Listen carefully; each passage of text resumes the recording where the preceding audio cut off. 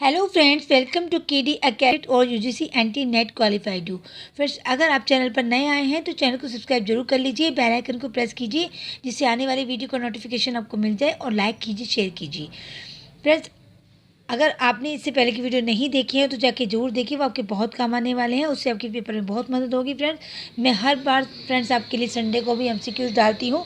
और फ्रेंड्स, मैंने जो लास्ट टाइम संडे को 25 डेट में आपके लिए एमसीक्यूज डाला है, उसमें कुछ क्वेश्चन पेपर में ही गलती है जो मॉडल पेपर 1 है।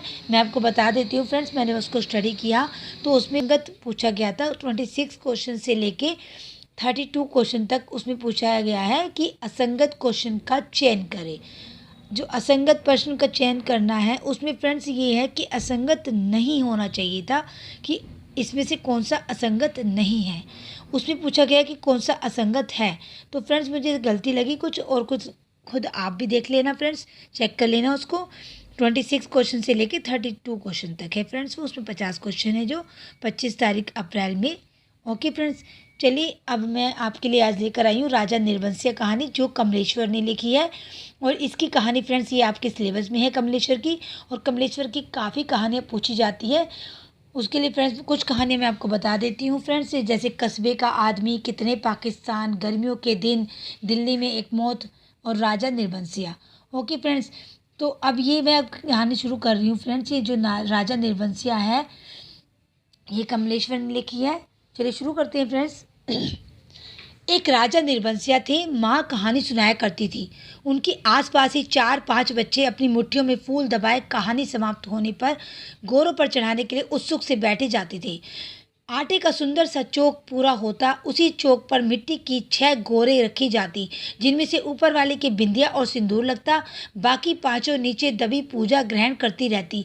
एक और दीपक की बाती स्थिर सी जलती रहती और मंगल घट रखा रहता, जिस पर रोली से साथिया बनाया जाता। तभी सभी बच्चों के मुख पर फूल चढ़ाने की उतावली की जगह कहानी सुनने की सहज स्थिरता उभर आती। एक राजा निर्बंसिया थे, माँ सुनाया करती थी। उनके राज में बड़ी खुशहाली थी। सब वर्ण के लोग अपना अपना काम काज कर देखते थे, कोई दुखी नहीं दिखाई पड़ता था। राजा की एक लक्ष्मी सी रानी थी, चंद्रमा सी सुंदर और राजा को बहुत प्यारी। राजा राजकाज देखते और सुख से रानी की महल में रहते। मेरे सामने मेरे ख्यालों का राजा था, राजा जगपति। तब जगपति से मेरी दांत काटी दोस्ती थी। दोनों मिडिल स्कूल में पढ़ने जाते, दोनों एक से घर के थे, इसलिए बराबरी की निभती रही। मैं मैट्रिक पास करके स्कूल में नौकर हो गया और जगपति कस्बे के ही वकील के यहाँ मुहर्रिर। जिस साल जगपति मुहर्रिर हुआ उसी वर्ष पास के गांव में उसकी शादी हुई, पर उस ऐसी हुई कि लोगों ने तमाशा बना देना चाहा।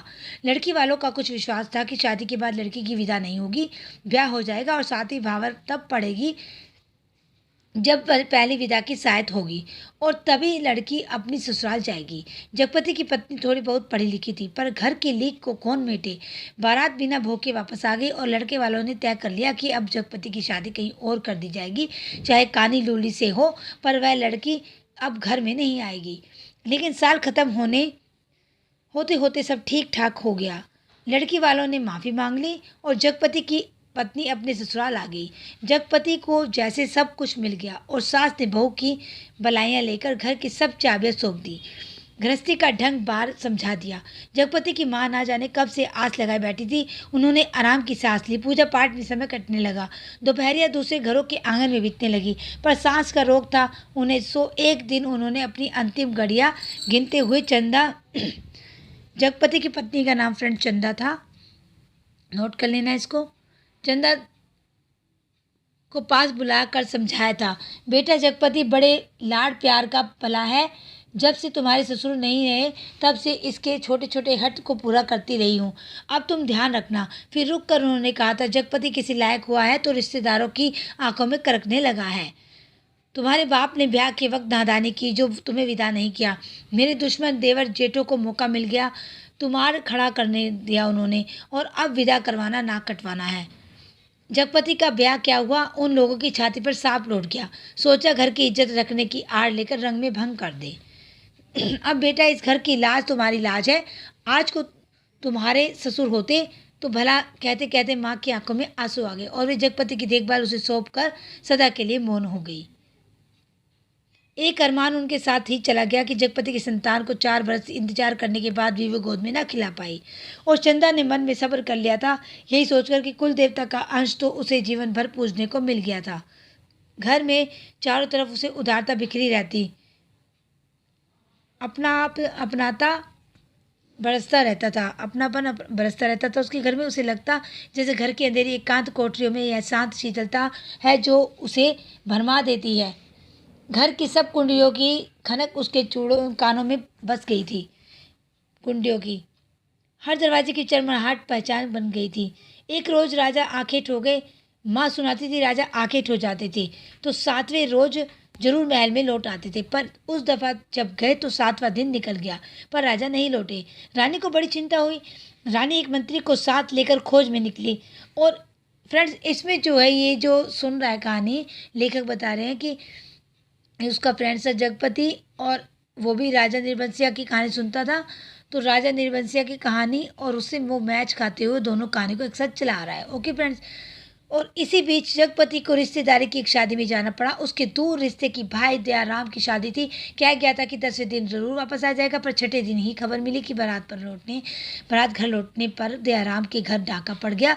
किसी मुखबिर ने सारी खबरें पहुंचा दी थी कि लड़की वालों ने दयाराम का घर सोने चांदी से पाट दिया है। आखिर पुश्तैनी जमींदार की इकलौती लड़की थी। घर आए मेहमान लगभग विदा हो चुके थे। दूसरे रोज जगपति भी चलने वाला था, पर उसी रात डाका पड़ा। जवान आदमी भला खून मानता है। डाके वालों ने जब बंदूकें चलाई तो सबकी घिग्गी बंद गई, पर जगपति और दयाराम ने छाती ठोक कर लाठियां उठा ली। घर में कोहराम मच गया, फिर सन्नाटा छा गया। डाके वाले बराबर गोले दाग रहे थे। बाहर का दरवाजा टूट चुका था, पर जगपति ने हिम्मत बढ़ाते हुए हाक लगाई, ये हवाएं बंदूकें इन ठेल पिलाई लाठियों का मुकाबला नहीं कर पाएंगी जवानों। पर दरवाजे तड़ तड़ टूटते रहे और अंत में एक गोली जगपति की जांघ को पार करती निकल गई, दूसरी उसकी जांघ के ऊपर कुल्ले में समा कर रह गई। चंदा रोती कलपती और मनोतियाँ मानती जब वहाँ पहुंची तो जगपति अस्पताल में था। दयाराम के थोड़ी चोट आई थी, उसे अस्पताल से छुट्टी मिल गई थी। जगपति की देखभाल के लिए वही अस्पताल में मरीजों के रिश्तेदारों के लिए जो कोठरियाँ बनी थी उन्हीं में चंदा को रुकना पड़ा। कस्बे के अस्पताल से दयाराम का गांव 4 कोस पड़ता था।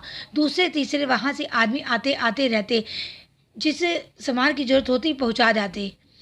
पर धीरे धीरे उन लोगों ने भी खबर लेना छोड़ दिया। एक दिन में ठीक होने वाला घाव तो था नहीं, जांघ की हड्डी चटक गई थी और कुल्ले में ऑपरेशन से 6 इंच गहरा घाव था। कस्बे का अस्पताल था, कंपाउंडर ही मरीजों की देखभाल रखते। बड़ा डॉक्टर तो नाम के लिए था। कस्बे के बड़े आदमियों के लिए, छोटे लोगों के लिए तो कंपाउंडर साहब की ही ईश्वर के अवतार थे। मरीजों की देखभाल करने वाले रिश्तेदारों के खाने पीने की मुश्किलों से लेकर करीब मरीज की नब्ज तक संभालते थे। छोटी सी इमारत में अस्पताल आबाद था। रोगियों को सिर्फ 6-7 खाटें थी। मरीजों के कमरे से लगा दवा का बनाने का कमरा था। उसी में एक और आराम कुर्सी थी और एक नीची सी मेज। उसी कुर्सी पर बड़ा डॉक्टर आकर कभी कभार बैठता था, नहीं तो बच्चन सिंह करोड़ ही जमे रहते। अस्पताल में या तो फौजदारी के शहीद आते थे या गिरा के हाथ पैर तोड़ लेने वाले एक आध लोग। छठे छमा से कोई औरत दिख गई तो दिख गई, जैसे उन्हें कभी रोग घेरता ही नहीं था। कभी कोई बीमार पड़ती तो घर वाले हाल बता के 8-10 रोज की दवा एक साथ ले जाते और फिर उसके जीने मरने की खबर तक ना मिलती। उस दिन बच्चन सिंह जगपति के घाव की पट्टी बदलने आया। उसके आने में और पट्टी खोलने में कुछ ऐसी लापरवाही थी जैसे गलत बंदी पगड़ी को ठीक से बांधने के लिए खोल रहा हो। चंदा उसकी कुर्सी के पास ही सांस रोके खड़ी थी। वह और रोगियों से बात करता जा रहा था। इधर मिनट भर को देखता, फिर जैसे अभ्यस्त से उसके हाथ अपना काम करने लगते। पट्टी एक जगह खून से चिपक गई थी। जगपति बुरी तरह करहा उठा। चंदा के मुंह से चीख निकल गई। बच्चन सिंह ने सतर्क होकर देखा तो चंदा मुख में धोती का पल्ला खोसे अपनी बेहतुर आवाज़ दिवाने की चेष्टा कर रही थी। जगपति एक बार की मछली सा तड़प कर रह गया। बच्चन सिंह की उंगलियां थोड़ी सी थरथराई कि उसकी बाहों पर टप से चंदा का आंसू चुप पड़ा। बच्चन सिंह सिहर सा गया और उसके हाथों की अभ्यस्त निठुराई को जैसे किसी मानवीय कोमलता ने धीरे से छू लिया हो। आहों कराहो, दर्द भरी चीखों और चटकते शरीर के जिस वातावरण में रहते हुए भी वह बिल्कुल अलग रहता था। फोड़ों को पके आम सा दबा देता था, खाल को आलू सा छील देता था। उसके मन से जिस दर्द का एहसास उठ रहा था वह उसे आज फिर हुआ और वह बच्चे की तरह फूक फूक कर पट्टी को नम करके खोलने लगा। चंदा की ओर धीरे से निगाह उठाकर देखते हुए फुसफुसाया, च रोगी की हिम्मत टूट जाती है ऐसे। पर जैसे ही ये कहते कहते उसका मन खुद अपनी बात से उछट गया। यह बेपरवाही तो चीख और कराह की एक रास्ता से उसे मिली थी, रोगी की हिम्मत बढ़ाने की कर्तव्य निष्ठा से नहीं। जब तक वह घाव की मरहम पट्टी करता रहा तब तक किन्हीं दो आंखों की करुणा उसे घेरे रही, और हाथ धोते समय वह चंदा की उन चूड़ियों से भरी कलाइयों को बेझिझक देखता रहा जो अपनी खुशी उससे मांग रही थी। चंदा पानी डालती जा रही थी और बच्चन सिंह हाथ धोते धोते उसकी कलाइयों, हाथों और पैरों को देखता जा रहा था। दवा खाने की ओर जाते हुए उसने चंदा को हाथ के इशारे से बुलाकर कहा, दिल छोटा मत करना, जहाँ का घाव तो 10 दिन में भर जाएगा। कूल्हे का गाँव कुछ दिन जरूर लेगा। अच्छी से अच्छी दवाई दूंगा। दवाइयाँ तो ऐसी है कि मुर्दे को चंगा कर दे, पर हमारे अस्पताल में नहीं आती, फिर भी किसी दूसरे अस्पताल से नहीं आ सकती तो दवाइयाँ? चंदा ने पूछा। आ तो सकती है, पर मरीज का तो अपना पैसा खर्चना पड़ता है उनमें। बच्चन सिंह ने कहा। चंदा चुप रह गई तो बच्चन सिंह के मुंह से अनायास ही निकल पड़ा, किसी चीज़ की जरूरत हो तो मुझे बताना। रही दवाइयाँ सो कहीं ना कहीं से इंतजाम करके ला दूंगा। महकमे से मंगाएंगे तो आते महीनों लग जाएंगे। शहर के डॉक्टर से मंगवा दूंगा। ताकत की दवाइयों की बड़ी जरूरत है उन्हें, अच्छा देखा जाएगा। कहते कहते वह रुक गया। चंदा से कृतज्ञता भरी नजरों से उसे देखा और उसे लगा जैसे आंधी में उड़ते पत्ते को कोई अटकाव मिल गया हो। आकर वह जगपति की खाट से लग कर बैठ गई। उसकी हथेली लेकर वह सहलाती रही, नाखूनों को अपने पोरों से दबाती रही। धीरे धीरे बाहर अंधेरा बढ़ गया। बच्चन सिंह तेल की एक लालटेन लाकर मरीजों के कमरे के एक कोने में रख गया। चंदा ने जगपति की कलाई दबाते दबाते धीरे से कहा, कंपाउंडर साहब ये कह रहे थे। और इतना कहकर वह जगपति का ध्यान आकर्षित करने के लिए चुप हो गई। क्या कह रहे थे? जगपति ने और मैंने स्वर में पूछा। कुछ ताकत की दवाइयाँ तुम्हारे लिए जरूरी है। मैं जानता हूँ, पर देखो, औकात इन दवाइयों की नहीं है। औकात आदमी की देखी जाती है कि जब पैसे की तुम तो देखा जाएगा। कंपाउंडर साहब इंतजाम कर देंगे, उनसे कहूँगी मैं। नहीं चंदा, उधार खाते से मेरा इलाज नहीं होगा, चाहे 1 के 4 दिन लग जाए। इसमें तो तुम नहीं जानती, कर्ज कोढ़ का रोग होता है। एक बार लगने से तन तो गलता ही है, मन भी रोगी हो जाता है। लेकिन कहते कहते वह रुक गई। जगपति अपनी बात की टेक रखने के लिए दूसरी ओर मुंह घुमा कर लेटा रहा, और तीसरे रोज जगपति के सिरहाने कई ताकत की दवाइयाँ रखी थी, और चंदा की ठहरने वाली कोठरी में उसके लेटने के लिए एक खाट भी पहुंच गई थी। चंदा जब आई तो जगपति के चेहरे पर मानसिक पीड़ा की असंख्य रेखाएं उभरी थी, जैसे वह अपनी बीमारी से लड़ने के अलावा स्वयं अपनी आत्मा से भी लड़ रहा हो, चंदा की नादानी और स्नेह से भी उलझ रहा हो, और सबसे ऊपर सहायता करने वाले की दया से जूझ रहा हो। चंदा ने देखा तो यह सब सह ना पाई। उसके जी में आया कि कह दे, क्या आज तक तुमने कभी किसी से उधार पैसे नहीं लिए? पर वह तो खुद तुमने लिए थे और तुम्हें मेरे सामने स्वीकार नहीं करना पड़ा था, इसलिए लेते झिझक रही नहीं लगी। पर आज मेरे सामने उसे स्वीकार करते तुम्हारा झूठा पौरुष तिल मिलाकर जाग पड़ा है। पर जगपति के मुंह पर बिखरी हुई पीड़ा में जिस आदर्श की गहराई थी, वह चंदा के मन में चोर की तरह घुस गई, और बड़ी स्वाभाविकता से उसके माथे पर हाथ फिरते हुए कहा, ये दवाइयाँ किसी की मेहरबानी नहीं है, मैंने हाथ का कड़ा बेचने को दे दिया था, उसी में आई है, मुझसे पूछा तक नहीं। और जगपति ने कहा, और कि जैसे खुद मन की कमजोरी को दबा गया। कड़ा बेचने से तो अच्छा था कि बच्चन सिंह की दया ही ओढ़ ली जाती, और उसे हल्का सा पछतावा भी था कि नाहक वह रो में बड़ी बड़ी बातें कह जाता है, ज्ञानियों की तरह सीख दे देता है। और जब चंदा अंधेरे होते उठकर अपनी कोठी में सोने के लिए जाने को कही हुई तो कहते कहते यह बात दबा गई कि बच्चन सिंह ने उसके लिए खाट का इंतजाम भी कर दिया है। कमरे से निकली तो सीधी कोठरी में गई और हाथ का कड़ा लेकर सीधे दवाखाने की ओर चली गई, जहाँ बच्चन सिंह अकेला डॉक्टर की कुर्सी पर आराम से टांगे फैलाए लैंप की पीली रोशनी में लेटा था। जगपति का व्यवहार चंदा को लग गया था, और यह भी कि वह क्यों बच्चन सिंह का एहसान अभी से लाद ले। पति के लिए जेवर की कितनी तो औकात है। वह बेधड़क सी दवाखाने में घुस गई। दिन की पहचान के कारण उसे कमरे की मेज, कुर्सी और दवाओं की अलमारी की स्थिति का अनुमान था। वैसे कमरा अंधेरा ही पड़ा था, क्योंकि लैंप की रोशनी केवल अपने विरुद्ध में अधिक प्रकाशवान होकर कानों के अंधेरे को और भी घनीभूत कर रही थी। बच्चन सिंह ने चंदा को घुसते ही पहचान लिया। वह उठकर खड़ा हो गया। चंदा ने भीतर कदम तो रख दिया, पर सहसा सहम गई, जैसे वह किसी अंधेरे कुएं में अपने आप कूद पड़ी हो। ऐसा कुआं जो निरंतर पतला होता गया है और जिसमें पानी की गहराई पाताल की परतों तक चली गई हो, जिसे पढ़कर वह नीचे धंसती चली जा रही हो। नीचे अंधेरा, एकांत, घुटन, पाप। बच्चन सिंह अवाक ताकता रह गया, और चंदा ऐसे वापस लौट पड़ी जैसे किसी काले पिशाच के पंजों से मुक्ति मिली हो। बच्चन सिंह के सामने क्षण भर में सारी परिस्थिति क्रोध गई, और उसने वहीं से बहुत असह्यत आवाज में जवान को जवाते हुए जैसे वायु में स्पष्ट ध्वनियां कर दिया। चंदा, वह आवाज इतनी बेआवाज थी और निरर्थक होते हुए भी इतनी सार्थक थी कि उस खामोशी में अर्थ भर गया। चंदा रुक गई। बच्चन सिंह उसके पास जाकर रुक गया। सामने का घना पेड़ स्तंभ खड़ा था। उसकी काली परछाई की परिधि जैसे एक बार फैलकर उन्हें अपनी वृत्त में समेट लेती और दूसरे ही क्षण मुक्त कर देती। दवा खाने का लैंप से ऐसा भवक कर रुक गया और मरीजों के कमरे से एक करहा की आवाज़ दूर मैदान के छोर तक जाकर डूब गई। चंदा ने वैसे ही नीचे ताकते हुए अपने संयत को करते हुए कहा, यह कड़ा तुम्हें देने आई थी तो वापस क्यों चली जा रही थी? चंदा चुप, और 2 क्षण रुक कर उसने अपने हाथ का सोने का कड़ा धीरे से उसकी ओर बढ़ा दिया, जैसे देने का साहस न होते हुए भी वह काम आवश्यक है था। बच्चन सिंह ने उसकी सारी काया को एक बार देखते हुए अपनी आंखें उसके सिर पर जमा दी। उसके ऊपर पड़े कपड़े के पार नरम चिकनाई से भरे लंबे लंबे बाल थे, जिनकी भाप सी महक फैलती जा रही थी। वह धीरे धीरे से बोला, लाओ। चंदा ने कड़ा उसकी ओर बढ़ा दिया। कड़ा हाथ में लेकर वह बोला, सुनो। चंदा ने प्रश्न भरी नजर उसकी ओर उठा दी। उनमें झांकते हुए अपने हाथ से उसकी कलाई पकड़ते हुए उसने वह कड़ा उसकी कलाई में पहना दिया। चंदा चुपचाप कोठी की ओर चल दी और बच्चन सिंह दवा खाने की ओर। कालिक बुरी तरह बढ़ गई थी और सामने खड़े पेड़ की काली परछाई गहरी पड़ गई थी। दोनों लौट गए थे, पर जैसे उस कालिक में कुछ रह गया था, छूट गया था। दवा खाने का लैंप जो जलते जलते एक बार भभका था, उसमें तेल न रह जाने के कारण बत्ती की लो बीच से फट गई थी। उसके ऊपर धुएं की लकीरें बल खाती, सांप की तरह अंधेरे में विलीन हो जाती थी। सुबह जब चंदा जगपति के पास पहुंची और बिस्तर ठीक करने लगी तो जगपति को लगा कि चंदा बहुत उदास थी। क्षण क्षण में चंदा के मुख पर अनगिनत भाव आ जा रहे थे, जिनमें असमंजस था, पीड़ा थी और निर्भीकता थी। कोई अदृश्य पाप कर चुकने के बाद हृदय की गहराई से किए गए पश्चाताप जैसी धूमिल चमक। रानी मंत्री के साथ जब निराश होकर लौटी तो देखा राजा महल में उपस्थित थे। उनकी खुशी का ठिकाना न रहा। माँ सुनाया करती थी, पर राजा को रानी का इस तरह मंत्री के साथ जाना अच्छा नहीं लगा। रानी ने राजा को समझाया कि वह तो केवल राजा के प्रति अटूट प्रेम के कारण अपने को रोक न सकी। राजा रानी एक दूसरे को बहुत चाहते थे। दोनों के दिलों में एक बात सूल सी गढ़ती रहती थी कि उनकी कोई संतान न थी। राजवंश का दीपक बुझने जा रहा था। संतान के अभाव में उनका लोक परलोक बिगड़ा जा रहा था और कुल की मर्यादा नष्ट होने की शंका बढ़ती जा रही थी।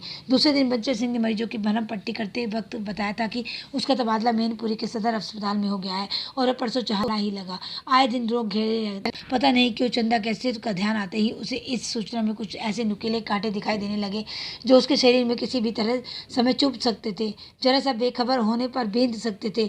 और तब उसके सामने आदमी के अधिकार की लक्ष्मण रेखाएं धुएं की लकीर की तरह कांप कर मिटने लगी और मन में छुपे संदेह के राक्षस बाना बदल योगी के रूप में घूमने लगी। और 15-20 रोज बाद जब जगपति की हालत सुधर गई तो चंदा उसे लेकर घर लौट आई। जगपति चलने फिरने लायक हो गया था। घर का ताला जब खोला तब रात झुक आई थी और फिर उनकी गली में तो शाम से ही अंधेरा झड़ना शुरू हो जाता था। पर गली में आते ही उन्हें लगा जैसे कि वनवास काटकर राजधानी लौटे हों। नुक्कड़ पर ही जमुना सुनार की कोठरी में सुरई फिक रही थी, जिसके दरवाजों से लालटेन की रोशनी की लकीर झांक रही थी और कच्ची तंबाकू का धुआं रूंधी गली के मुहाने पर बुरी तरह भर गया था। सामने ही मुंशी जी अपनी जिंगला खटिया के गड्ढे में कुप्पी के मध्यम प्रकाश में खसरा खतौनी बिछाए मिजान लगाने में मशगूल थे। जब जगपति के घर का दरवाजा खड़का तो अंधेरे में उसकी चाची ने अपने जंगले से देखा और वहीं से बैठे बैठे अपने घर के भीतर ऐलान कर दिया, राजा निर्बंसिया अस्पताल से लौट आए, कुलमा भी आई है। ये सब सुनकर घर के अंधेरे बरोठे में घुसते ही जगपति हाँफ कर बैठ गया। झुंझला कर चंदा से बोला, अंधेरे में क्या मेरे हाथ में टुटवा गई? भीतर जाकर लालटेन जला लाओ ना। तेल नहीं होगा इस बार तो जरा ऐसे ही काम, तुम्हारे कभी कुछ नहीं होगा, ना तेल ना। कहते कहते जगपति एकदम चुप रह गया और चंदा को लगा कि आज पहली बार जगपति ने उसकी व्यर्थ मातृत्व पर इतनी गहरी चोट कर दी, जिसकी गहराई की उसने कभी कल्पना भी नहीं की थी। कि दोनों खामोश बिना एक बात किए अंदर चले गए। रात के बढ़ते सन्नाटे में दोनों के सामने 2 बातें थी। जगपति के कानों में जैसे कोई व्यंग से कह रहा था, राजा निर्बंसिया अस्पताल से आ गए, और चंदा के दिल में यह बात चुभ रही थी, तुम्हारे कभी कुछ नहीं होगा। और किसी शक्ति चंदा ना जाने कब सो गई, पर जगपति की आंखों में नींद ना आई। खाट पर पड़े पड़े उसके चारों ओर एक मोहक भयावना सा जाल फैल गया। लेटे लेटे उसे लगा जैसे उसका स्वयं का आकार बहुत क्षीण होता होता बिंदु सा रह गया, पर बिंदु के हाथ पैर थे और दिल की धड़कन थी। कोठरी का घुटा घुटा सा अंधियारा, मटमैली दीवारें और गहन गुफाओं से अलमारियां जिनमें से बार बार झांक कर देखता था और वह सिहे उठता था।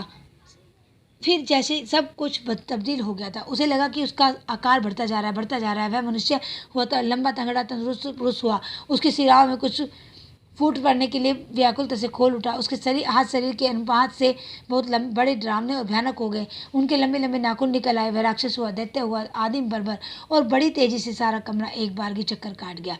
फिर सब धीरे धीरे स्थिर होने लगा और उसकी सांसें ठीक होती जान पड़ी। फिर जैसे बहुत कोशिश करने पर घिघी बन जाने के बाद उसकी आवाज़ फूटी, चंदा। चंदा की नरम सांसों की हल्की सरसराहट कमरे में जान डालने लगी। जगपति अपनी पार्टी का सहारा लेकर झुका। कांपते पैर उसने जमीन पर रखे और चंदा की खाट के पाए से शीश टिकाकर बैठ गया। उसे लगा जैसे चंदा की इन सांसों की आवाज़ में जीवन का संगीत गूंज रहा है। वह उठा और चंदा के मुख पर झुक गया। उस अंधेरे में आंखें गड़ाए गड़ाए जैसे बहुत देर बाद स्वयं चंदा के मुख पर आभा फूटकर अपने आप बिखरने लगी। उसके नक्श उज्ज्वल हो उठे और जगपति की आंखों को ज्योति मिल गई। वह मुग्ध सा ताकता रहा। चंदा के बिखरे बाल, जिनमें हार के जन्मे बच्चे के गबुआए आरे बालों की सी महक, दूध की कचाईत, शरीर के रस की सी मिठास और स्नेह सी चिकनाहट, और वह माथा जिस पर बालों के पास तमाम छोटे छोटे नरम नरम से रोए रेशम से, और उस पर कभी लगाई गई सिंदूर की बिंदी का हल्का मीठा हुआ सा आभास। नन्हे नन्हे निर्द्वंद सोए पलक उनकी मासूम सी आटों की तरह बरौनिया, और सांस में घुलकर आती हुई वह आत्मा की निष्कपट आवाज़ की लय, फूल की पंखुड़ी से पतले पतले होठ, उन पर बड़ी अछूती रेखाएं जिनमें सिर्फ दूध सी महक। उनकी आंखों से के सामने ममता सी छा गई, केवल ममता। उसके मुख से अस्फुट शब्द निकल गया, बच्ची। डरते डरते उसके बालों की एक लट को बड़े जतन से उसने हथेली पर रखा और उंगली से उस पर जैसे लकीरें खींचने लगा। उसे लगा जैसे कोई शिशु उसके अंक में आने के लिए छटपटाकर निराश होकर सो गया हो। उसने दोनों हथेलियों को पसार कर उसके सिर को अपनी सीमा में भर लेना चाहा कि कठोर चीज उसकी अंगुलियों से टकराई। वह जैसे होश में आया। बड़े सहारे से उसने चंदा के सिर के नीचे टटोला। एक रुमाल में बंधा कुछ उसके हाथ में आ गया। अपने को संयत करता वह वहीं जमीन पर बैठ गया। उसी अंधेरे में उस रुमाल को खोला तो जैसे सांप सूंघ गया। चंदा के हाथों के दोनों सोने के कड़े उसमें लपेटे थे, और तब उसके सामने सब सृष्टि धीरे धीरे टुकड़े टुकड़े होकर बिखरने लगी। कड़े तो चंदा बेचकर उसका इलाज कर रही थी। वे सब दवाइयाँ और ताकत के टॉनिक उसने तो कहाँ थे था। ये दवाइयाँ किसी की मेहरबानी नहीं है। मैंने हाथ के कड़े बेचने को दे दिए थे, पर उसका गला बड़ा बुरी तरह सूख गया। जबान जैसे तारों से चिपक कर रह गई। उसने चाह के चंदा को झकझोर कर उठाया, पर शरीर की शक्ति बह सी गई थी। रक्त पानी हो गया था। थोड़ा संयत हुआ, उसने वे कड़े उसी रुमाल में लपेट कर उसकी खाट के कोने पर रख दिए और बड़ी मुश्किल से अपनी खाट की पाटी पकड़कर लुढ़क गया। चंदा झूठ बोली, पर क्यों? कड़े आज तक छुपाए रही। उसने इतना बड़ा दुराव क्यों किया? आखिर क्यों? किस लिए? और जगपति का दिल भारी हो गया। उसे फिर लगा कि उसका शरीर सिमटता जा रहा है और वह एक सीख का बना ढांचा रह गया। नितांत हल्का, तिनके सा हवा में उड़कर भटकने वाला सा तिनके सा। उस रात की रोज जगपति सोचता रहा कि चंदा के से कड़े मांग कर बेच ले और कोई छोटा मोटा कारोबार ही शुरू कर दे, क्योंकि नौकरी छूट चुकी थी। इतने दिन की गैर हाजिरी के बाद वकील साहब ने दूसरा मोहल्ले रख लिया होगा। वह रोज यही सोचता था, पर जब चंदा सामने आती तो ना जाने कैसी असहाय सी उसकी अवस्था हो जाती। उसे लगता जैसे कड़े मांग कर वह चंदा से पत्नीत्व का पद भी छीन लेगा। मातृत्व को भगवान ने छीन नहीं लिया। वह सोचता, आखिर चंदा क्या रह जाएगी? एक स्त्री से यदि पत्नीत्व और मातृत्व छीन लिया गया तो उसके जीवन की सार्थकता ही क्या? चंदा के साथ वह यह अन्याय कैसे करे? उससे दूसरी आँख की रोशनी जैसे कैसे मांग ले?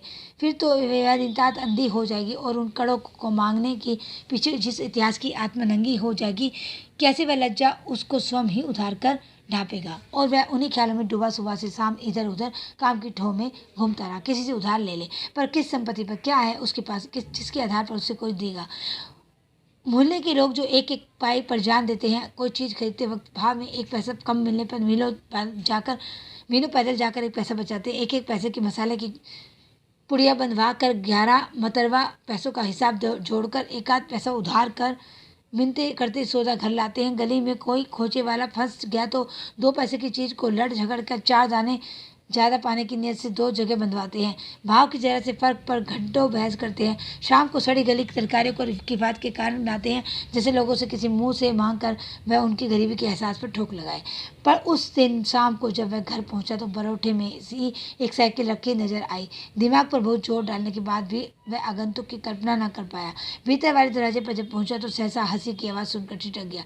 उस हंसी में एक अजीब सा उन्माद था। और उसके बाद चंदा का स्वर, अब आते ही होंगे, बैठिए, ना तो 2 मिनट और ना अपनी आँख से देख लीजिए। और उन्हें समझाते चाहिए कि अभी तंदुरुस्ती इस लायक नहीं जो 2 दिन भर घूमना बर्दाश्त कर सके। हाँ भाई, कमजोरी इतनी जल्दी नहीं मिट सकती। ख्याल नहीं करेंगे तो नुकसान उठाएंगे। कोई पुरुष स्वर था यह। जगपति असमंजस में पड़ गया। वह एकदम भीतर घुस आए। इसमें क्या हर्ज है? पर जब उसने पैर उठाए तो वे बाहर जा रहे थे। बाहर परोठे में साइकिल को पकड़ते ही उसे सूझ आई। वही से जैसे अनजान बनता बड़े प्रयत्न से आवाज़ को खोलता चिल्लाया, अरे चंदा, ये साइकिल किसकी है? कौन मेहरबान? चंदा उसकी आवाज़ सुनकर कमरे से बाहर निकलकर जैसे कुछ खबरी सुना रही थी। अपने कंपाउंडर साहब आए हैं, खोजते खोजते आज घर का पता पाए हैं, तुम्हारे इंतजार में बैठे हैं। कौन? बच्चन सिंह? अच्छा अच्छा, वही तो मैं कहूँ, भला कौन कहता। जगपति पास पहुंचा और बातों में इस तरह उलझ गया जैसे सारी परिस्थिति उसने स्वीकार कर ली हो। बच्चन सिंह जब फिर आने की बात कहकर चला गया तो चंदा ने बहुत अपनेपन से जगपति के सामने बात शुरू की। जाने कैसे कैसे आदमी होते हैं? क्यों, क्या हुआ? कैसे होते हैं आदमी? जगपति ने पूछा। इतनी छोटी जान पहचान में तुम मर्दों के घर में ना रहते ही घुस कर बैठ जाते सकते हो। तुम तो उल्टे पैरों लौट जा आओगे, चंदा कहकर जगपति के मुख पर कुछ इच्छित प्रतिक्रिया देख सकने के लिए गहरी निगाहों से ताकने लगी। जगपति ने चंदा की ओर ऐसे देखा जैसे यह बात भी कहने की या पूछने की है। फिर बोला, बच्चन सिंह अपनी तरह का आदमी है, अपनी तरह का अकेला होगा, पर कहते कहते चंदा रुक गई। आड़े वक्त काम आने वाला आदमी है, लेकिन उससे फ़ायदा उठा सकना जितना आसान है उतना मेरा मतलब है कि जिससे कुछ लिया जाए उसे दिया भी जाएगा। जगपति ने आंखें दीवार पर गड़ाते हुए कहा और चंदा उठकर चली गई। उस दिन के बाद बच्चन सिंह लगभग रोज ही आने जाने लगा। जगपति उसके साथ इधर उधर घूमता भी रहता। बच्चन सिंह के साथ वह जब तक रहता अजीब सी घुटन उसके दिल को बांध लेती और तभी जीवन की तमाम विषमताएं भी उसकी निगाहों के सामने उभरने लगती। आखिर वह स्वयं एक आदमी बेकारी है, माना कि उसके सामने पेट पालने की कोई इतनी विकराल समस्या नहीं। वह भूखों नहीं मर रहा है, जाड़े में कांप नहीं रहा है, पर उसके 2 हाथ पैर हैं, शरीर का पिंजरा है। जो कुछ मांगता है कुछ और वह सोचता है कुछ क्या। सुख शायद, हाँ शायद नहीं, वह तो दुख में भी जी सकने का आदी है, अभावों में जीवित रह सकने वाला आश्चर्यजनक कीड़ा है। तो फिर वासना, शायद, हाँ शायद नहीं, चंदा का शरीर लेकर उसने उस क्षणिकता को भी देखा है। तो फिर धन, शायद, हाँ शायद नहीं, उसने धन के लिए अपने को खपाया है, पर वह भी तो उस अदृश्य प्यास को बुझा नहीं पाया। तो फिर क्या, वह कुछ क्या है जो उसकी आत्मा में नासूर सदिस्ता रहता है, अपना उपचार मांगता है? शायद काम, हाँ नहीं, यही, बिल्कुल यही, जो उसके जीवन की घड़ी को निपट सुना ना छोड़े, जिसमें वह अपनी शक्ति लगा सके, अपना मन डुबो सके, अपने को सार्थक अनुभव कर सके, चाहे उसमें सुख हो या दुख, आशा और रक्षा हो या सुरक्षा, शोषण हो या पोषण, उसे सिर्फ काम चाहिए, करने के लिए कुछ चाहिए। यही तो उसकी प्रकृत आवश्यकता है, पहली और आखिरी मांग है, क्योंकि वह उस घर में नहीं पैदा हुआ जहाँ सिर्फ जबान हिलाकर शासन करने वाले लोग होते हैं। वह उस घर में नहीं पैदा हुआ जहाँ सिर्फ मांग कर जीने वाले होते हैं। वह उस घर का है जो सिर्फ काम करना जानता है, काम ही जिसकी आस है, सिर्फ वह काम चाहता है, काम। और एक दिन उसकी काम धाम की समस्या भी हल होगी। तालाब वाले ऊंचे मैदान की शिक्षण और जगपति की लकड़ी की टाल खुल गई, बोर्ड तक टंग गया, टाल की जमीन पर लक्ष्मी पूजन भी हो गया और हवन भी हुआ। लकड़ी को कोई कमी नहीं थी।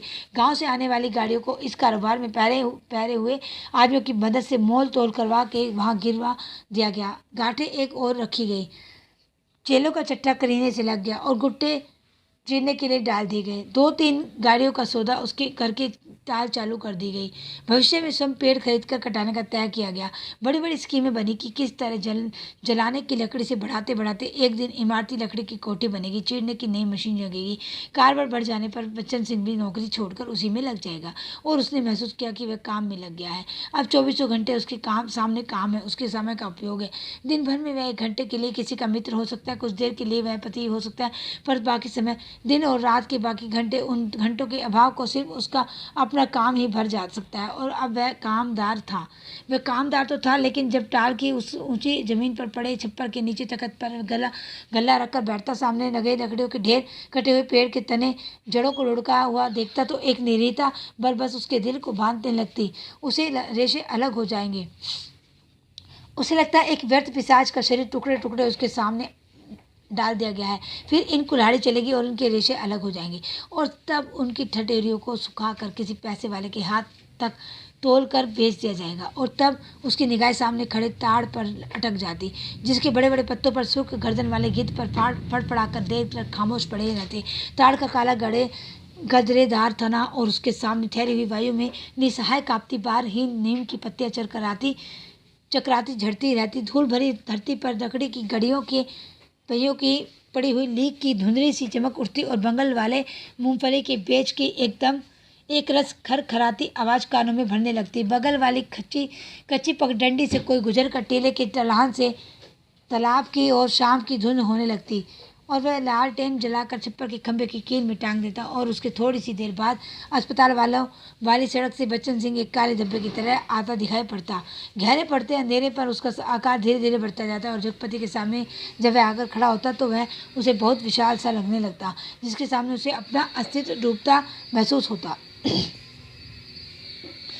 एक आध बिक्री की बातें होती तब दोनों घर की ओर चल देते। घर पहुंच जाती, बच्चन सिंह बोलता जाता, क्या था तो जब तक दाल में प्याज का भुना घी ना मिले तब तक पेट ही नहीं भरता, या सिरका अलग इन्हें नहीं मिल जाए तो समझो सब कुछ मिल गया। पहले या इन्हें कागज से पत्ती नहीं आती, अब मुझसे कोई पतली रोटी बनाने को कहे तो बनती ही नहीं, आदत पड़ गई है और फिर मन ही मन करता। पर चंदा की आंखें बच्चन सिंह की थाली पर ही जमी रहती। रोटी निपटी तो रोटी परोस दी, दाल खत्म हुई तो एक चमचा और परोस दिया और जगपति से झुकाए खाता रहता। सिर्फ एक गिलास पानी मांगता और चंदा चौंक कर पानी देने से पहले कहती, अरे तुमने तो कुछ लिया ही नहीं। कहते कहते वह पानी दे देती और तब उसके दिल पर गहरी सी चोट लगती। ना जाने क्यों वह खामोशी की चोट उसे बड़ी पीड़ा दी जाती, पर वह अपने को समझा लेती, कोई मेहमान तो नहीं है, मांग सकते थे, भूख नहीं होगी। जगपति खाना खा कर टाल कर पर लेटते चला जाता, क्योंकि अभी तक कोई चौकीदार नहीं मिला था। छप्पर के नीचे तख्त पर जब वह लेटता तो अनायास ही उसका दिल भर आता। पता नहीं कौन कौन से दर्द एक दूसरे से मिलकर तरह तरह की टीस चटक और ऐंठन पैदा करने लगते। कोई एक रंग दुखती तो वह सहलाता भी। जब सभी नसें चटकती हो तो कहाँ कहाँ राहत का अकेला हाथ सहलाए। लेटे लेटे उसकी निगाह ताड़ के उस और पनी पुख्ता कब्र पर जम जाती, जिसके सिरहाने कटीला बबूल का एकाकी पेट सुन सा खड़ा रहता, जिस कब्र पर एक पारदाश पर्दा नशीन औरत बड़े लिहाज से आकर सवेरे सवेरे बेला और चमेली की फूल चढ़ा जाती, घूम घूम कर उसके पैर फेरे लेती और माथा टेक कर कुछ कदम उदास उदासी चलकर एकदम तेजी से मुड़कर बिसातियों के मोहल्ले में खो जाती। शाम होते ही फिर आती, एक दिया बाती और आगर की बत्तियां जलाती, फिर मुड़ते हुए ओढ़नी का पल्ला कंधों पर डालती तो देह की लोल कांपती, कभी कांप कर बुझ जाती। पर उसके कदम बढ़ चुके होते, पहले धीमे थके उदास से और फिर तेज सदे समाने से, और वह फिर मोहल्ले में खो जाती। और तब रात की तन्हाइयों में बबूल के कांटों के बीच उस साय साय करते ऊंचे नीचे मैदान में जैसे उस कब्र से कोई रूह निकल कर लिपट अकेली भटकती रहती। तभी ताड़ पर बैठे सुर्ख गर्दन वाले गिद्ध मनहूस सी आवाज में किलकिला उठते और ताड़ के पत्ते भयानकता से खड़खड़ा उठते। जगपति का बदन कांप जाता और वह भटकती रूह जिंदा रह सकने के लिए जैसे कब्र की ईंटों में बबूल के साया तले दुबक जाती।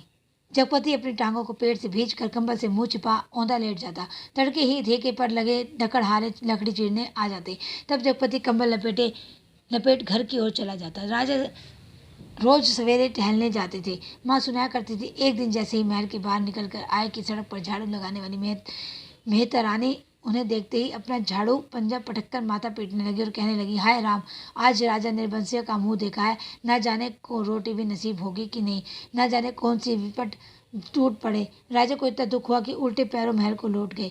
मंत्री को हुक्म दिया कि उस मेहतरानी का घर नाच से भर दे और सब राजसी वस्त्र उतार। राजा उसी क्षण जंगल की ओर चले गए। उसी रात रानी को सपना हुआ कि कल की रात तेरी मनोकामना पूरी करने वाली है। रानी बहुत पछता रही थी,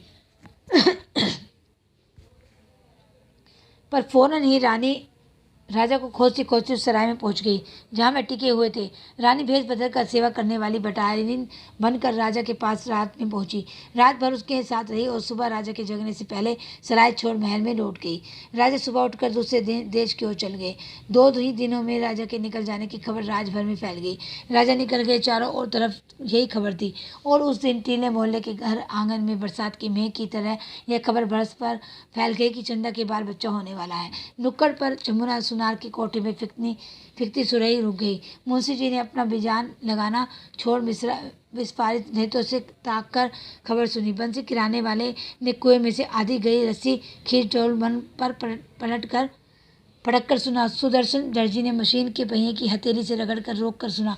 हंसराज पंजाबी ने अपनी नील लगी मलगुजी कमीज की आस्तीनें चढ़ाते हुए सुना। और जगपति की बेवा चाची ने औरतों के जमघट में बड़े विश्वास शादी को ना बाल ना बच्चा, ना जाने किसका कम पाउडर के, ना जाने ऐसी मर्जाद रही है कि गैर मर्द औरत की परछाई तब नहीं देख पाए। यहाँ के मर्द तो अब बस अपने घर की औरतों को जानते हैं। उन्हें तो पड़ोसी कहते कहते उनका चेहरा तमतमा आया और अपनी पवित्रता की महानता के बोझ से दबी रह।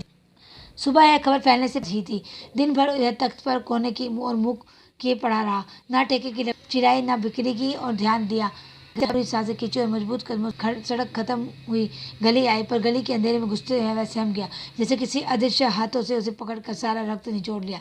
उसकी फटी हुई शक्ति की नस पर हिम शीतल होठ रखकर सारा रस चूस लिया और गली के अंधेरे की हिराकत भरी कालिक और भी भारी हो गई, जिसमें घुसने से उसकी सांस रुक जाएगी, घुट जाएगी। वह पीछे मुड़ा पर रुक गया। फिर कुछ संयत होकर वह चोरों की तरह निःशब्द कदमों से किसी तरह घर की भीतरी देहरी तक पहुंच गया। दाईं ओर की रसोई वाली दहलीज में कुंपी तिम सिर टेके अदृश्य था। वह खामोशी से खड़ा ताकता रहा। चंदा के चेहरे पर नारित्व की प्रौढ़ता आज उसे दिखाई दी। चेहरे की सारी कामनीयता न जाने कहाँ खो गई थी। उसका अछूतापन न जाने कहाँ लुप्त हो गया था। फूला फूला मुख जैसे टहनी से तोड़े फूल को पानी में डालकर ताज़ा किया गया हो, उस जिसकी पंगुड़ियों में टूटन की सुरमई रेखाएं पड़ गई हो, पर भीगने से भारीपन आ गया हो। उसके खुले पैर पर उसकी निगाह पड़ गई तो सूझा सा लगा, एड़िया भरी अपन जगपति का दिल एक बार फिर पवित्र कर दे। के सामने देख उसे लगा पैर समेट लिए, घुटनों से धोती नीचे सरकाई और बहुत संयत से उठकर रसोई के अंधेरे में हो गई। जगपति एकदम हताश हो वही कमरे की धेरी पर चौकड़ा, नजर एक स्वर है। एक तरफ घर के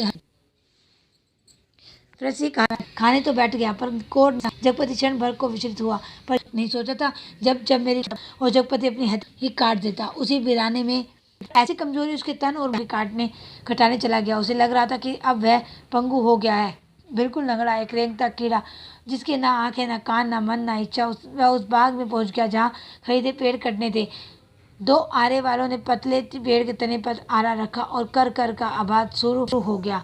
दूसरे पेड़ दूर उस बाग में कहती थी क्या बच्चन सिंह ने टाल के लिए जोर हाक लगाई। कोने के खेत से लीक बनी है। जगपति ने उस पेड़ के होने से क्या उखड़ तो गया है, ना फूल का ना फल का, अब कौन इसे फल फूल आएंगे। 4 दिन में पत्ती झुरा जाएगी। छोकरे को पेड़ की ओर देखते हुए उस्तादी अंदाज से कहा, जैसा ठीक समझो तुम। जगपति ने कहा और उठकर मेड़ पके हुए कुएं पर पानी पीने चला गया। दोपहर ढलते गाड़ियां भरकर तैयार हुई और शहर की ओर रवाना हो गई। जगपति को उनके साथ आना पड़ा। गाड़ी लकड़ी से लदी शहर की ओर चली जा रही थी। जगपति धूल में आ रहा था।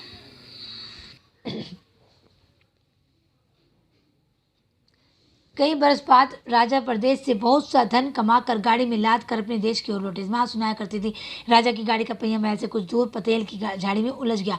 हर तरह कोशिश की पर पहिया ना निकला। तब एक पंडित ने बताया कि संकट के दिन का जन्मा बालक अगर अपने घर की सुपारी लाकर इसमें छुपा दे तो पहिया निकल जाएगा। वहीं 2 बालक खेल रहे थे। उन्होंने यह सुना तो कूद कर पहुंचे और कहने लगे कि हमारी पैदाइश संकट की है, पर सुपारी तब लाएंगे जब तुम आधा धन देने का वादा करो। राजा ने बात मान ली। बालक दौड़े घर गए, सुपारी लाकर छुआ दी, फिर घर का रास्ता बताते आगे आगे चले। आखिर गाड़ी महल के सामने उन्होंने रोक ली। राजा को बड़ा आश्चर्य हुआ कि हमारे ही महल में 2 बालक कहाँ से आ गए। भीतर पहुंचे तो रानी बहुत खुश हुई, बेहाल हो गई। पर राजा ने पहले उन बालकों के बारे में पूछा तो रानी ने कहा, सॉरी फ्रेंड डिस्टर्बेंस के लिए। गाड़ी जब टाल पर आकर लगी और जगपति तख्त पर हाथ पैर ढीले करके बैठ गया तो पगडंडी से गुजरते मुंशी जी ने उसके पास अभी उस दिन वसूली में तुम्हारे ससुराल के नज़दीक एक गांव में जाना हुआ तो 15-20 दिन मुद्दा डालते हुए बोले, भगवान के पर सब कुछ सहन करते हुए बोला, देर और अंधेर दोनों है। अंधेर तो सरासर चरित्र है, सब बड़े बड़े हार गए हैं। कहते कहते मुंशी जी रुक गए, ताकता रह गया। मिनट भर बड़ी दर्द भरी आवाज़ में बोले, सुन तो लिया होगा तुमने क्या कहने को जगपति कह गया। पर उसे लगा कि अभी मुंशी जी उस गाँव में फैली बातों को ही बड़ी बेदर्दी से कह डालेंगे। तभी मुंशी जी ने उसकी कोई मधुसूदन है वहीं यार है। जगपति गले में अटक जड़ी थी। मुंशी जी बोले, अदालत से बच्चा तुम्हें मिल सकता है, अब काहे का शर्म लिहाज अपना कह कर किस मुंह से मांगू बाबा। हर तरफ तो कर्ज से दबा हूँ, तन से मन से पैसे से इज्जत से, इसके बल पर दुनिया सजोने की कोशिश करूं। कहते कहते वे अपने में खो गया। मुंशी जी वहीं बैठ गए। जब रात झुक आई तो जगपति के साथ ही मुंशी जी उठे, उसके कंधे पर हाथ रखे हुए उसे गली तक लाए। अपनी कोठरी आने पर पीठ सहलाकर उन्होंने उसे छोड़ दिया। वह गर्दन झुकाए गली के अंधेरे में उन्हें ख्यालों में डूबा और ऐसे आया जैसे कुछ हुआ ही नहीं, पर कुछ ऐसा बोझ था जो उसने सोचा देता था। डरने लगा तो सहसा उसके कानों में भड़क पर वह चुपचाप निकल गई। जब वह अस्पताल से चंदा के साथ लौटा था, बेवा चाची पर वह आ गए राजा निर्बंसिया अस्पताल से, और आज जस्तानासी कुलबोरन और सब उसका वह वाक्य जो चंदा को छेद गया था, तुम्हारे कभी कुछ ना होगा। और उस रात की शिशु की चंदा चंदा का लड़का हुआ वह कुछ और जनती, राजा आदमी का बच्चा ना जनती वह चंदा। पर चंदा यह सब क्या करने जा रही है? उसके जीते जी वह दूसरे के घर बैठने जा रही है। कितने बड़े पाप में धकेल दे चंदा को। पर उसे भी तो सोचना चाहिए था आखिर क्या। पर मेरे जीते जी तो यह सब अच्छा नहीं। वह इतनी घृणा बर्दाश्त करके भी जीने को तैयार है, या मुझे जलाने को। वह मुझे नीच समझती है क्या? नहीं तो एक बार खबर तो लेती, बच्चा हुआ तो पता लगता। पर नहीं, वह उसका कौन है? कोई भी नहीं। औलाद ही तो है, वह स्नेह की धुरी है जो आदमी औरत के पहियों को साथ कर तन के दल दल से पार ले जाती है। नहीं तो वह हर औरत वैसा है, हर आदमी वासना का कीड़ा। तो क्या चंदा औरत नहीं रही? वह जरूर औरत ही थी, पर स्वयं मैंने उसे नरक में डाल दिया। वह बच्चा मेरा कोई ही नहीं है, पर चंदा तो मेरी है। एक बार उसे ले आता, फिर यहाँ रात के भौक अंधेरे में उसके फूल से अंधेरों को देखता, निद्वंद को सोई पलकों को निहरता, सांसों की दुख सी दूध सी अछूती महक को समेट लेता। आज का अंधेरा घर में तेल भी नहीं दिया जो दिया जला दे। और फिर किसके लिए कौन जलाए? चंदा के लिए, पर उसे तो बेच दिया। सिवा चंदा की कौन सी संपत्ति उसके पास थी जिसके आधार पर कोई कर्ज देता? कर्ज ना मिलता तो यह सब कैसे चलता? काम पेट कहाँ से करते? और सब तब सकुरे के वे शब्द उसके कानों में गूंज गए। हरा होने से क्या होकर हो गया है? वह स्वयं भी तो एक उगता हुआ पेड़ है, न फल का न फूल का, न सब व्यर्थ ही तो है। जो सोचा उस पर कभी विश्वास न कर पाया। चंदा को चाहता रहा, पर उसके दिल में चाहत न जगा पाया। उसे कहीं से एक पैसा मांगने पर डांटता रहा, पर खुद लेता रहा। और आज वह दूसरे के घर बैठ रही है, उसे छोड़कर वह अकेला है। हर तरफ उसका बोझ है, जिसमें उसकी नस नस कुचली जा रही है, रंग रंग फट गई है। और वह किसी तरह टटोल टटोल कर भीतर घर में पहुंचा। रानी अपने कुल देवता के मंदिर में पहुंची। माँ सुनाया करती थी अपने सतीत्व को सिद्ध करने के लिए उन्होंने घोर तपस्या की। राजा देखते रहे, कुल देवता प्रसन्न हुए और उन्होंने अपनी देवी शक्ति से दोनों बालकों को तत्काल जन्मे शिशुओं में बदल दिया। रानी की छाती में दूध भर आया और उनमें से धार फूट पड़ी जो शिशु के मुंह में गिरने लगी। राजा को रानी के सतीत्व का सबूत मिल गया। उन्होंने रानी के चरण पकड़ लिए और कहा कि तुम देवी हो, ये मेरे पुत्र है।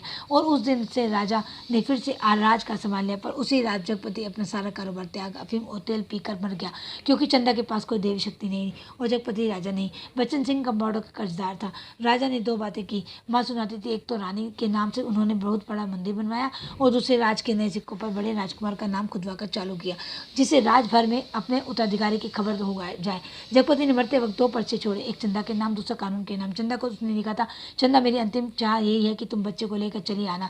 अभी एक दो दिन मेरी लाश की दुर्गति होगी, तब तक तुम आ सकोगी। चंदा आदमी को पाप नहीं पश्चाताप मारता है। मैं बहुत पहले मर चुका था, बच्चे को लेकर जरूर चली आना। कानून को उसने लिखा था, किसी ने मुझे मारा नहीं, किसी आदमी ने नहीं। मैं जानता हूँ कि मेरे जहर की पहचान करने के लिए मेरा सीना चीरा जाएगा। उसमें जहर है, मैंने अफीम नहीं रुपये खाए हैं, उन रुपयों में कर्ज का जहर था, उसी ने मुझे मारा है। मेरी लाश तब तक न जलाई जाए जब तक चंदा बच्चे को लेकर ना आ जाए, आग बच्चे से दिलवाई जाए। बस माँ जब कहानी समाप्त करती थी तो आसपास बैठे बच्चे फूल चढ़ाते थे। मेरी कहानी भी समाप्त हो गई। पर यह फ्रेंड्स कंटिन्यू रहा। तो ये थी कहानी राजा निर्वंशिया कमलेश्वर की। फ्रेंड्स नेक्स्ट वीडियो में मिलते हैं नेक्स्ट कहानी के साथ। आपके अब दो कहानी रह गई हैं सिर्फ। और फ्रेंड्स अगर आपको मेरे वीडियो अच्छे लग रहे हैं तो उनको लाइक कीजिए, शेयर कीजिए और चैनल को सब्सक्राइब जरूर कर लीजिए। ओके फ्रेंड्स, नेक्स्ट वीडियो तक के लिए बाय।